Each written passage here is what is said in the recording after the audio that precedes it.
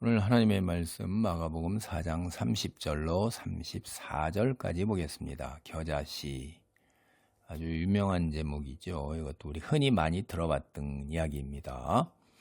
이 마가복음 4장 전체가 사실 여러분이 우리가 살펴본 것처럼 비유로 가득 차 있어요. 그래서 예수님께서 씨 뿌리는 자 또는 이것을 이제 네 종류의 밭 이렇게 이야기할 수 있어요. 두 개가 혼합되어 있기 때문에 이런 비유를 선포하신 후에 이제 제자 무리에게 여기에 대해서 설명을 해 주셨습니다. 그리고 비유로 말씀하시는 그 이유를 갖다가 설명하시고 추가로 이제 두 가지 비유를 더 선포하셨죠. 스스로 자라는 씨앗 비유, 우리가 지난번에 살펴본 것, 그 다음에 겨자씨 비유, 오늘 우리가 살펴본 겁니다. 그러니까 이게 우리가 여기에서 씨 뿌리는 자의 비유 혹은 스스로 자라는 씨앗 비유, 이게 뭐냐? 바로 전체 문맥을 다 보면 하나님 나라의 비밀이에요. 하나님께서 어떻게 통치하시는가 하는 비밀. 이게 이제 우리가 깨달은 게 아니라 예수님께서 직접 제자들에게 해주신 해석을 통해서 우리가 알 수 있는 거예요. 그래서 오늘 본문 4장 30절로 34절까지 겨자씨 비유라고 이제 흔히 우리가 얘기하는 이것도 앞에 맨 처음 얘기하신 씨 뿌리는 자의 비유, 그리고 우리가 지난주 살펴본 스스로 자라는 씨앗 비유, 이거하고 다 함께 이제 다시 거듭 반복하면 하나님 나라의 비밀을 이야기하는 거예요.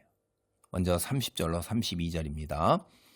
또 이르시되 우리가 하나님의 나라를 어떻게 비교하며 또 무슨 비유로 나타낼까? 겨자씨 한 알과 같으니 땅에 심길 때에는 땅 위의 모든 씨보다 작은 것이로되 심긴 후에는 자라서 모든 풀보다 커지며 큰 가지를 내나니 공중의 새들이 그 그늘에 깃들일 만큼 되느니라. 이걸 이제 더 쉬운 말로 30절을 표준세 번역 성경으로 보면 이렇습니다. 예수께서 또 말씀하셨다.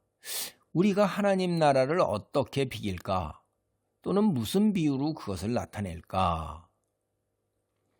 그러니까 예수님께서 우리가 하나님 나라를 무엇에 견주어, 다시 말해 비유로 나타낼 수 있을까? 근데 여기서 우리라는 말이 뭐냐면 이제 제자들을 포함해서 같이 우리라고 하는 말이잖아요.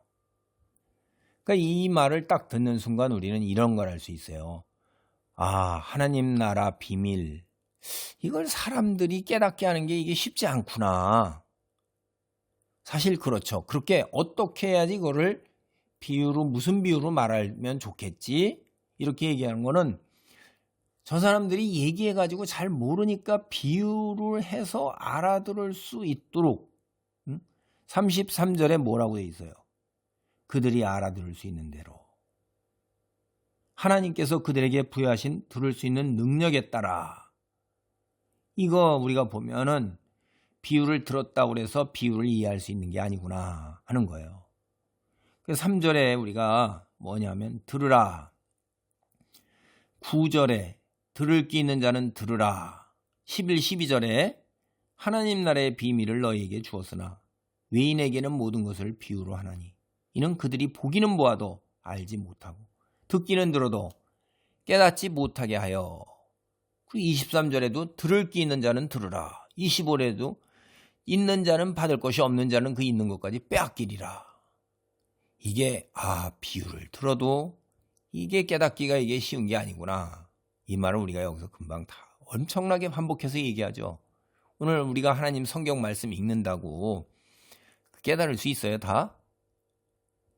복음의 진리는 이제 쉽게 깨닫죠. 이렇게 뭐 예수님이 무슨 어떤 분이고 뭐가 이런 거 이제 전체 줄거리 속에서 하는데 도대체 이렇게 달락달락 와가지고 전하고자 하는 맥락의 의미가 뭔가 하는 거. 이게 구약 성경하고 연결시켜가지고서 다 살펴봐야 되는 거지. 다 이게 그냥 그 구절 이렇게 딱 읽고선 예수께서 내가 길이요 진리요 생명이니 나로 말미암지 않고는 아버지께로 올 자가 없느니라. 야, 예수님이 길이다 생명이다. 그래, 예수님이 길이야 생명이야. 이렇게 단순하게 얘기하는 게 이제 유화적인 사고고요. 앞뒤 문맥 속에서 어떤 정황 속에서 상황 속에서 이런 말씀을 선포하셔서 도대체 무엇을 전하고자 하시는 건가? 이런 걸 더 깊이 따져하는데 그럼 이 말이 어디에서 온 건가? 예수님이 생뚱맞게 그냥 탁 던지는 건가? 그럼 구약 성경에 또 연결되어 있는 배경을 찾아서 구약 성경에서 그 말은 또 어떤 문맥 속에서 이루어지는지 어떤 배경 속에서 이루어지는지를 그리고 큰 전체 그리고 시대적 상황까지 다 고려해 보아서 이렇게 연결되어서 나오는 이야기들을 살펴볼 수가 있어요. 그래서 이게 무슨 말이구나 라고 해야 되지 그냥 아전인수격으로 거기 탁 나오는 거 대표적인 게 그런 거예요. 사랑하는 자여 내 영혼이 잘된 같이 내가 범사에 잘되고 강건하기를 내가 강건하라. 사랑하는 자 영혼 잘되라고 삼박자 축복이다. 거기가 그런 얘기하는 게 아닌데 그러니까 그러는 거예요. 그리고 저도 이제 늘 살면서 했던 게 내게 능력 주시는 자에서 내가 모든 것을 할 수 있느니라. 전 그 말 붙들고서는 얼마나 힘든 거를 뚫고 나가면서 어려움 속에서도 하루에도 그냥 여러 번씩 반복하고 늘 그냥 힘들 때마다 그러니까 하루에 대번씩 반복하는 정도는 말도 안 되게 그렇게 얘기한 거예요. 그래서 그렇게 하고 내게 능력 주신 자에서 내가 모든 것을 할 수 있냐. 나 다 할 수 있어. 나는 다 할 수 있는 사람이야. 저는 아예 그렇게 제가 신조문을 만들어가지고 하루에도 몇 번씩 다짐하고 외우고 그랬어요. 나는 할 수 있어. 나는 할 수 있어. 근데 나중에 이제 다 잘하고 나서 이렇게 그 세월이 수십 년이 걸렸어요. 저는 그런 줄만 알고 그렇게 또 설교도 들었고 그랬으니까. 근데 그게 아니라는 걸 알기까지가 그렇게 오래 걸린 거예요. 성경 구절을 딱 떼다가 그렇게 하면 그렇게 되는 거예요. 저처럼. 그래도 하나님께서 은혜를 베풀어서 붙들어 주시고 나중에 다 깨닫게 하시니까 그냥 그게 어려움에 처할 때나 곤경에 처할 때나 가난할 때나 부자일 때나 풍부함이나 가난함 속에서 다 사도 바울이 감당할 수 있다는 얘기입니다. 감옥에 갇혀 있으면서 추위와 가난 속에서 어려움 속에서도 그것도 감당하는 거예요. 풍부한 삶도 살아봐서 이것도 저것도 다 감당할 수 있다는 거지. 가난을 감당할 수 있다는 겁니다. 곤경을 감당할 수 있다는 얘기지 내가 마음 먹은 거 다 할 수 있다, 이뤄낼 수 있다는 얘기가 아니라는 것을 깨닫기까지 그 오랜 세월이 걸린 거예요. 그래서 이게 하나님 나라의 비밀, 여기는 이제 이것도 눈 뜨고 귀 열린 사람은 금방 깨달을 수가 있어요. 문맥 속에서 사장 전체에서 하는 이야기가 이게 하나님 나라의 통치 비밀이다 하는 것. 근데 이게 영적인 진리란 말이에요. 우리는 사실 여러분 우리가 영이 있는지 없는지 입증이 됩니까? 이거 입증할 수가 없는 거예요. 그렇다고 없다고도 입증 못해요. 그럼 우리는 어떻게 하는 거예요? 선택을 한 거예요. 성경이 하나님의 말씀이라는 걸 믿고 하나님을 믿기로 선택을 한 겁니다. 선택에 대한 반응으로 우리가 이제 하나님 나라의 백성으로 살아가는 거죠. 그래서 영적 진리를 물질로 이루어진 세상에서 우리가 깨닫는 게 굉장히 어려운 거예요. 그거는 정말로 어려운 겁니다. 여러분 요한복음 8장 21절로 23절에 이렇게 전합니다. 다시 이르시되 내가 가리니 너희가 나를 찾다가 너희 죄 가운데서 죽겠고 나의 가는 곳에는 너희가 오지 못하리라. 저가 자결하려는가? 예수께서 가라사대 너희는 아래서 났고 나는 위에서 났으며 너희는 이 세상에 속하였고 나는 이 세상에 속하지 아니하였느니라. 그러니까 모르는 거예요. 우리가 이게 우리는 이 세상에 속해 있는 거예요. 우리가 사는 세상이 아닌 거예요. 계시록 21장 1절에 보면 그 이후로 이어지는 단락 2절 3절 다 보세요. 하나님의 나라가 이 세상에 내려와서 이 세상과 하나가 된대요. 그러니까 하나님의 나라를 우리가 봤어요. 알아요. 뭐예요? 예수님이 전해주는 이야기 외에는 모르는 거예요.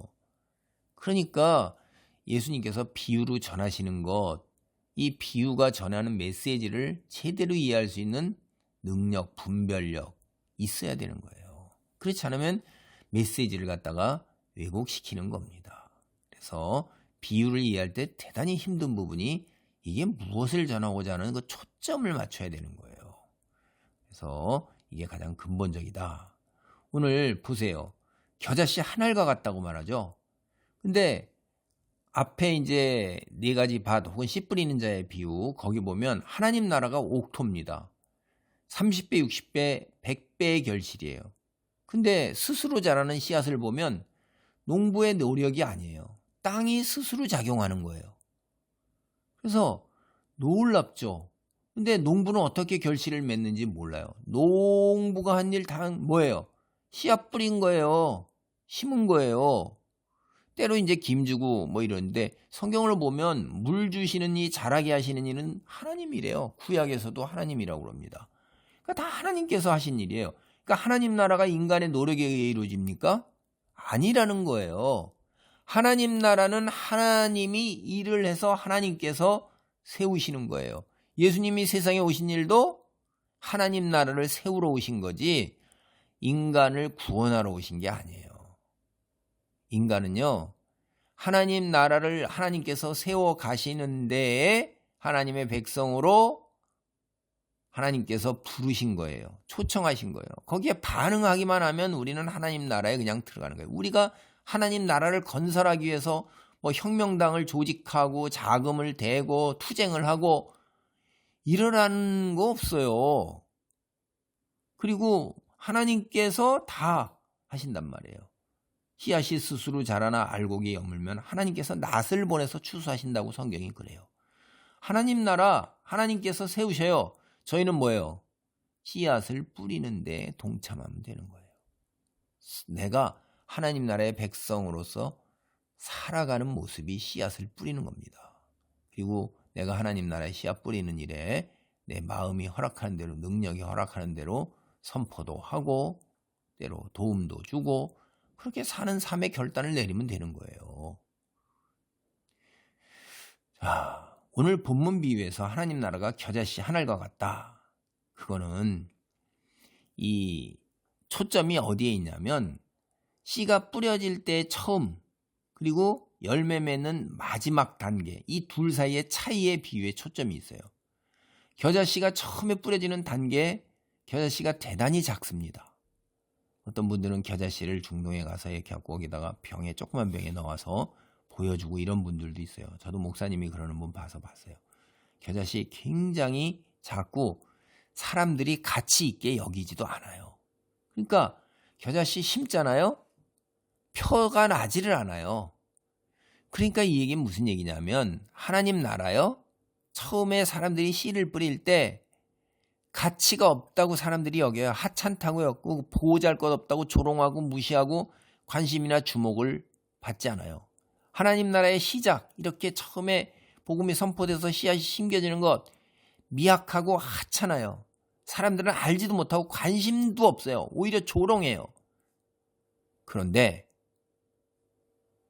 사람들이 느끼지도 못하고 알지도 못해요. 대부분의 사람들이 그래요. 어때요? 여러분, 우리가 복음 전하는 게 이렇게 쉬워요? 복음 선포하는 것도 쉽지 않습니다.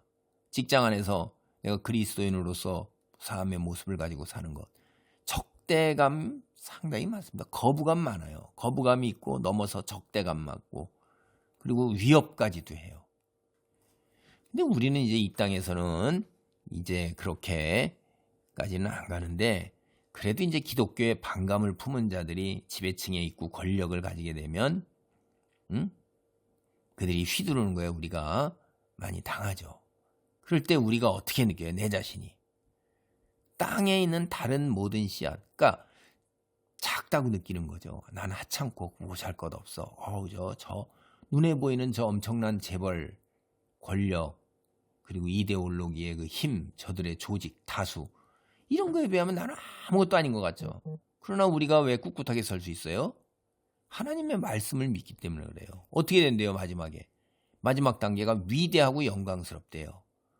그러니까 현재 무시와 조롱과 압박과 위협과 핍박 속에서도 우리는 버티고 있는 거예요. 우리가 버티고 있는 게 뭐예요? 그게 미래, 엄청난 영광의 미래가 지금 현재에 침투해서 현존하고 있는 게 바로 나예요.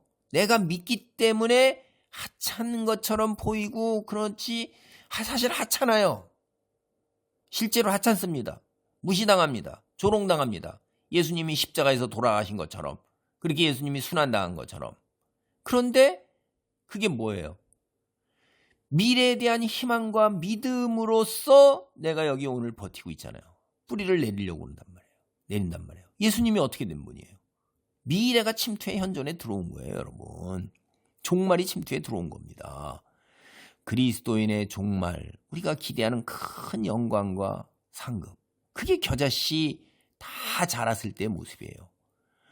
그러니까 4장 26절로 29절에 묘사된 겨자씨의 최종 단계, 이게 예수님께서 다시 세상의 모습을 드러내시는, 요새 말로 흔히 재림, 이게 최종 단계예요. 그러니까 우리가 왜소하지만은 뒷날에는 위대함으로 우리들이 현세에서 지금 겪는 고난과 시련과 환난, 무시와 조롱은 영광으로 대체된다는 거예요. 그러니까 그렇기 때문에 우리가 그런 소망을 갖고 살잖아요. 영광에 이미 참여하고 있는 겁니다. 이게 여러분이 우리들의 연약함이 하나님의 능력이 발휘되는 그런 이 장소가 되는 거예요. 우리들이 당하는 고난이 기쁨과 영광의 기회가 되는 거예요. 그 에스겔과 다니엘의 본문들이 다 그렇게 우리가 해석하는 것을 뒷받침하고 있습니다. 여러분, 핍박받는 그리스도인이 이제 하늘의 새들이 잘 자란 겨자나무 아래라는 피난처 아래 모여 있다. 이런 4장 32절의 장면을 보면서 우리가 오늘날 세상에 핍박받고 압제받고 통제당하고 무시당하고 조롱당하는 것, 자신의 상황 우리가 떠올릴 수 있는 겁니다. 씨 같은 거예요. 겨자씨 같은 거예요. 우리 현재적인 고난의 상황에 그 미래의 그 영광이 은폐되어 있는 게 이제 그 겨자씨 나무가 온전하게 자랐을 때 만국의 새들이 깃들이는 것처럼 예수님의 임재로 인해서 이게 변모되려는 그런 결론을 가지고 있어요. 그래서 성경의 씨가 뭐죠? 하나님 말씀이에요. 4장 14절에 보면. 그래서 이 비유의 결말이 하나님의 씨, 말씀이 가장 고귀하게 평가를 받는다. 이거 우리가 다 알 수 있어요. 그래서 하나님 말씀은 하나님 나라를 묘사하는 수단이면서 동시에 그거를 실현시키는 도구예요. 이 하찮게 생각되는 작은 겨자씨로부터 거대한 나무가 자라난다는 이유, 그게 바로 실현시키는 도구예요. 예, 하나님 통치를 우리가 묘사하는 게 굉장히 어렵습니다. 30절 봐도 그냥 하나님 통치에 관한 이런 이해, 이런 생각을 전달하는 것뿐만 아니라 그것을 내 속에서 지금 현재화시켜서 미래에 침투된 오늘 내 현재의 모습으로 현재화시키는 거예요. 그게 우리가 미래에 대한 신뢰, 하나님에 대한 소망이. 33절로 34절입니다. 예수께서 이러한 많은 비유로 그들이 알아들을 수 있는 대로 말씀하시되 말씀을 가르치시되 비유가 아니면 말씀하지 아니하시고 다만 혼자 계실 때에 그 제자들에게 모든 것을 해석하시니라. 현재 예수님의 제자 무리는 외인 이렇게 둘로 나눠지죠. 하나님의 백성이라 불리는 그리스도인, 그리고 세상 사람이에요. 오늘로 치면. 그러니까 말씀을 따르는 그리스도인, 하나님의 백성들, 그들이 많지는 않아요. 세상에서. 그래서 이 말씀을 딱 읽을 때 겨자씨의 비유의 의미가 하나님 통치의 비밀처럼 대다수 사람들에게는 다 감추어져 있는 거예요. 그들은 그 의미를 제대로 깨닫지를 못한다 이 말이에요. 그게 예수님이 가르친 비유, 이거의 그 성격이 그래요. 특징이 그렇다 이 말이에요. 그리고 교훈적 결과도 또한 그런 거예요. 그래서 이게 예수님 비유의 성격이 4장 비유장의 마지막 결론 부분에서 우리가 그들이 알아들을 수 있는 대로, 이게 알아듣는 자가 예수님의 백성이요, 하나님의 백성이요, 그리스도인이고, 그렇지 않으면 그 바깥에 있는 자들이에요. 오늘 말씀을 정리합니다. 오늘 그리스도인으로서 세상의 빛과 소금이 되는 것, 여러분 굉장히 어렵죠. 자기가 들고 있는 촛불이 영향력이 없고 보잘것없고 그리고 무시당하고 세상의 권세, 재력 이런 거하고 비교할 때 아주 하찮고 영향력이 없는 것 같죠. 전혀 영향력이 없는 것처럼 보여요. 세상 사람들의 화려함과 영광스러움, 너무나 자기 초라해 보이는 거예요. 근데 그게 하나님 나라의 비밀이라는 거예요, 여러분. 여러분은 지금은 그런데 뒤는 어떻게 돼요? 말할 수 없는 놀라운 영광 속에 있잖아요. 이 말씀을 듣고 사람들이 이해할까요? 이해하는 자들과 이해하지 못하는 자들이 있는 거예요. 그리스도인과 그리스도인이 아닌 자들이에요. 그게 하나님 뜻이에요. 여러분, 이게 하나님 뜻인 것입니다. 여러분, 예수님께서 씨 뿌리는 자, 스스로 자라는 씨앗, 겨자씨 비유를 통해서 전하시고자 하는 하나님 나라의 통치의 비밀, 이걸 여러분이 바르게 이해하셨어요? 그렇다면 오늘 내가 처한 이 삶, 현실이 기독교를 거부하고 나아가 적대시하고 그리고 적은 사람들만이 하나님 말씀을 듣고 따른다. 이게 이런 현실을 어떻게 받아들여야 하는가 납득할 수 있을 거예요. 그리스도인인 것처럼 보이는 교회에 출석하는 출석교인들 중에 소수만이 그리스도인인 거예요. 교회에 출석하는 사람들이 삼박자 축복처럼 모든 세상의 현실에 예수 믿으면 다 축복받아가지고선 영광이 있을 걸로, 번영이 있을 걸로 그렇게 생각하는 사람들은 영광과 번영 현세의 그거를 위해서 교회에 있고 종교적 행위로 헌금하고 봉사하고 충성하고 교회에 헌신하면 하나님께서 나를 축복할 것이라는 대가로 거래를 하는 거죠. 그렇게 하나님을 자기의 이 세상의 것들을 채우는 도구나 수단으로 우상화시키고 있는 건데 그리스도인이 아니에요. 성경 그런 얘기 절대 안 합니다. 한 적이 없어요. 구절이 어디 있는가 찾아보세요, 여러분이. 우리는 겨자씨예요. 그런데 하나님을 믿고 신뢰하고 나아가는 거예요. 그 믿고 신뢰하고 나아가는 것이 귀하고 값지다 해서 하나님이 나중에 거룩한 영광으로 예수님 오시는 날 바꿔주는 겁니다. 이 땅에서 번영하고 축복받고 잘 살기 위한다? 누구는 그럴 수 있어요. 그것도 하나님의 섭리에 의해서. 다 그렇지 않다는 거 아니에요. 그러나 대부분은 그렇지 않습니다. 그렇다면 여러분이 수백 년 동안 카타콤에서 지하 생활을 했던 사람들, 초대교회에 다 보면 엄청난 가난과 고통과 어려움 속, 핍박 속에서도 목숨을 내놓고 순교하는 사람들을 어떻게 이해할래요? 우리는 그들에 비하면 10분의 1, 100분의 1도 안 되는 거예요. 너무나도 안락한 속에서 신앙생활하는 거예요. 내가 바로 하나님 겨자씨예요. 그게 내가 믿고 그걸 버티는 게 하나님 나라가 세상에 침투한 증거예요. 내가. 하나님이 계시는 증거가 바로 나예요. 우리가 하나님 나라 세상 속으로 확장해 나가는데 내가 감당해야 할 역할이 뭐예요? 겨자씨예요. 삶의 여정에서 하나님 나라의 백성으로 살아가는 은혜가 있기를 바랍니다. 할렐루야. 하나님 감사합니다. 보잘것없고 하찮것없고 하찮게 보이고 무시하고 조롱당하고 핍박과 압박과 통제 속에서도 하나님을 믿고 신뢰하고 의지하는 가운데에 소금과 빛으로 살아가게 하소서. 하나님, 예수님 다시 오시는 날 있을 놀라운 영광을 바라보면서 아버지 믿고 의지하고 신뢰하는 가운데에 고난과 극복 가운데에 꿋꿋하게 설 수 있게 성령이 도우소서. 주님의 손으로 붙들어 주옵소서. 주님 홀로 영광 받으시기를 바라오며 예수님의 이름으로 기도하옵나이다. 아멘.